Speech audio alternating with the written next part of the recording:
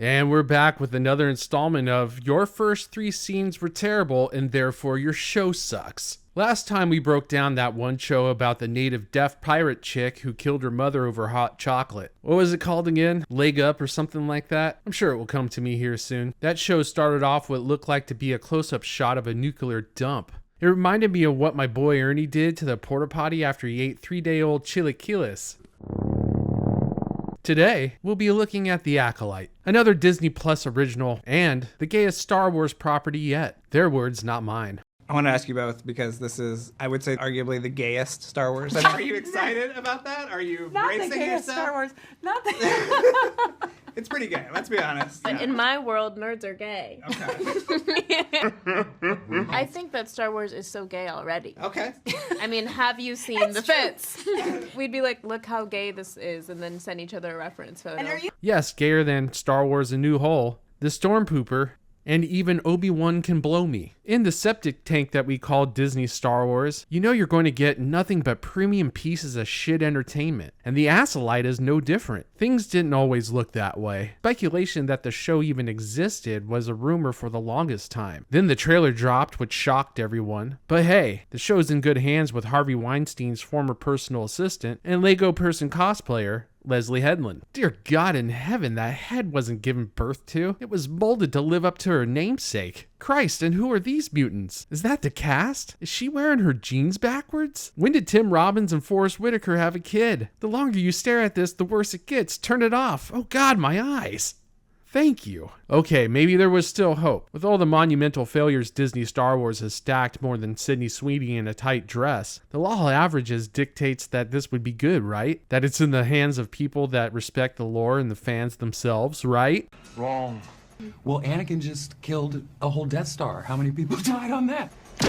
Alright, and in all honesty, come on. We all knew The Acolyte was going to be a shit show from the moment the trailer dropped. But I'm always interested in a train wreck and testing my pain tolerance. And The Acolyte fits that criteria to a T. So how long did I last before I couldn't take it anymore? 3 scenes. Because your opening scenes are everything to establish the tone of the show and develop a theme. It's what hooks the audience, and is the most carefully crafted aspect of a story. Within the first scene, it all went to shit for The Acolyte. The opening crawl is about as exciting as reading a linear algebra textbook. There's your first indication.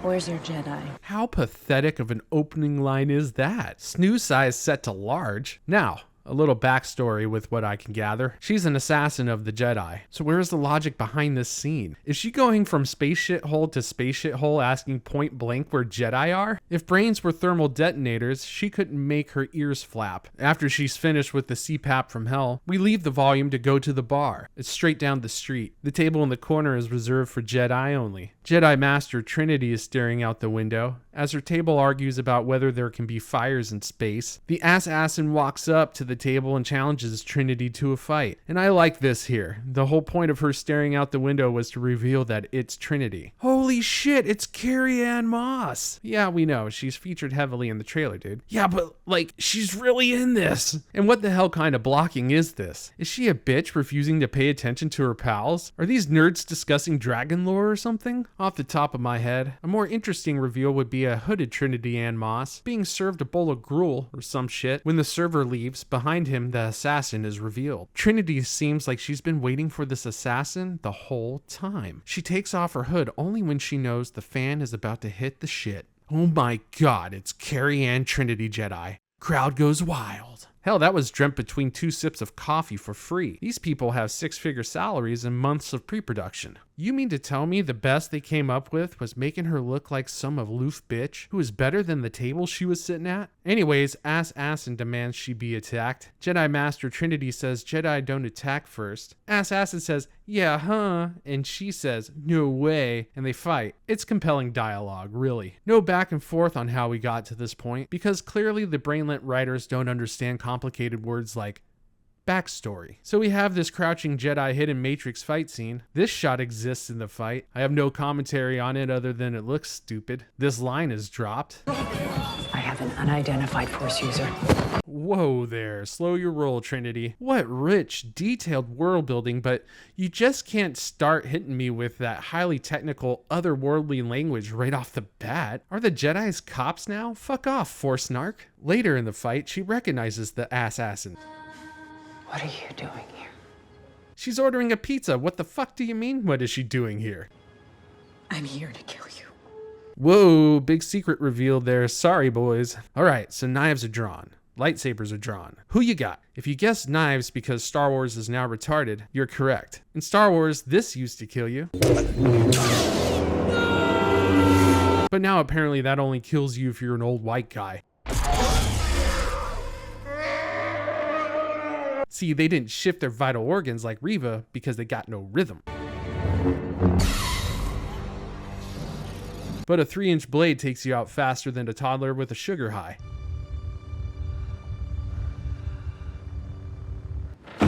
Spoiler alert, she's dead. Gone. Finito bandito. Carrie Anne Moss had more screen time in the trailers, so if you're a fan of the cam, you can stop watching The Acolyte from here. The assassin swaggers off, close the iris on her tits for some reason. Bam. Title credits. So far, we have a brown tone set to this shit sandwich. Not one piece of background revealed. Worthless dialogue you can't throw away faster than rotted meat, and a narrative that has the voice of Helen Keller.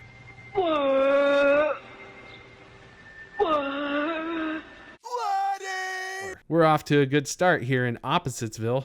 Roll the next scene. Our hero wakes up from the prologue nightmare. Her name is Osha, which tells me the writer's room for the Acolyte was actually the backlot break room. I like to imagine that it took 3 weeks coming up with this brilliant character name. A writer staring at the job safety regulations, looking at all the ways she can try and sue the company. What about Osha? That sounds like an urban Star Wars name. God, the more I think about it, the more I feel right about this. A gaffer flashes the bad acting red light at her. It's time for Osha to go to work. Safely, of course. She has to do shield generator repairs. If only there were droids that did this job in this universe.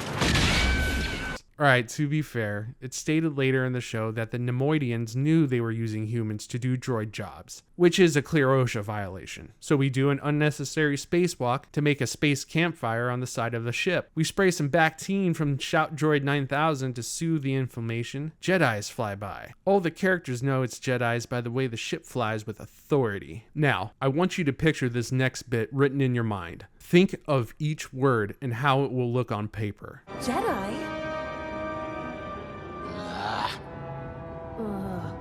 That's screenplay gold right there, baby. The Jedi enter the ship and, oh shit, it's him. But if you can't look and see that Anakin blowing up the Death Star possibly killed millions and millions of people, I'm gonna get in trouble for saying this right now. You should just shut up. They asked who violated OSHA. The Nemoidians play it coy but cool. That's when Jedi Anakin Death Star threatens him with the Force. Only droids may perform outer ship repair. Sublevel. Bunk 23. Because that's what Jedis do now. They use threats to get what they want. And this was the moment I turned it off. I can tell you why Carrie Anne Trinity Jedi died in the first 5 minutes. She read the script after she was hired and demanded her character be the first to die so she could fade back to obscurity rather than this show tarnish her reputation. In another time, place, and not Disney running the show, she would have made an awesome Jedi. This was the first 10 minutes of an 8-episode show. The only driving force the story provides is that it won't just cancel Disney Plus subscriptions, but internet subscriptions as a whole. None of these people have actually seen Star Wars, they've only heard about it. The real agenda here is not to entertain you, but to shove endless girl bosses and diversity down your throat. They use women and people of color as shields so they can call you a bigot if you dare challenge the reason why the Acolyte exists in the first place. This is not entertainment. This is pure propaganda that the masses continuously reject. Shows like The Acolyte provide nothing to the fans, but it gives everything to those willing to siphon every last dollar out of a once beloved IP at the expense of you. The Acolyte will insult your intelligence, no matter how little of it you possess. Star Wars ain't coming back. I don't know what the hell this puke is, but it sure as shit ain't Star Wars. They haven't learned yet, but they will soon.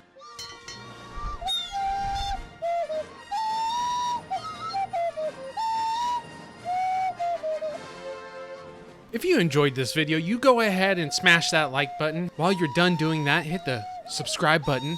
And then, after that, share this with your friends, family, people you hate. Maybe you don't like my content and just want to waste somebody's time. Do it. Share it. Thank you. It is much appreciated. I'm out of here.